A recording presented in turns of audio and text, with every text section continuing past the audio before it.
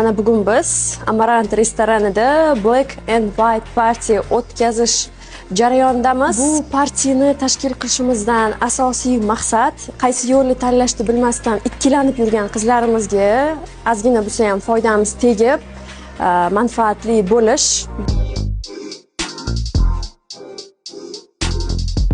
Kompaniyalar bilan brend face bo'lib ishlayman.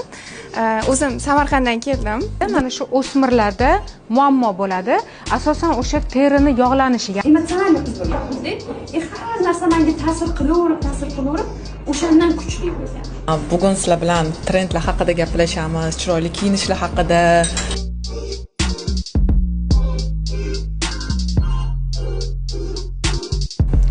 Albatta soat 10 da uxlashga harakat qilish kerak. Chunki organizm uchun mana shu uyquni me'yori juda ham muhim.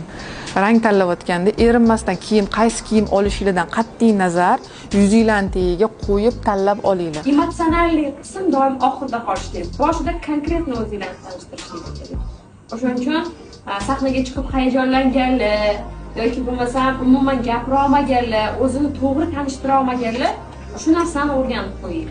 Mana bugun biz Amarant restoranida Black and White Party o'tkazish jarayonidamiz. Bu partiyani tashkil qilishimizdan asosiy maqsad qaysi yo'lni tanlashni bilmasdan ikkilanib yurgan qizlarimizga ozgina bo'lsa ham foydamiz tegib, manfaatli bo'lish.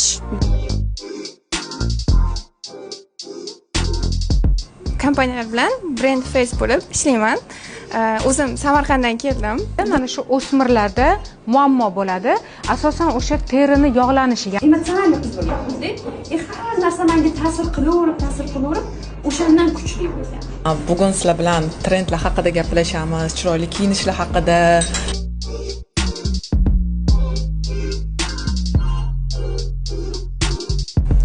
Albatta soat 10 da uxlashga harakat qilish kerak. Chunki organizm uchun mana shu uyquni me'yori juda ham muhim.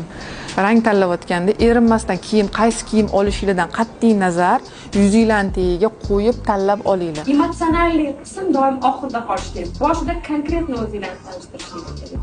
O'shaning uchun sahnaga chiqib hayajonlanganlar yoki bo'lmasam umuman gapira olmaganlar, o'zini to'g'ri tanishtira olmaganlar shu narsani o'rganib qo'ying.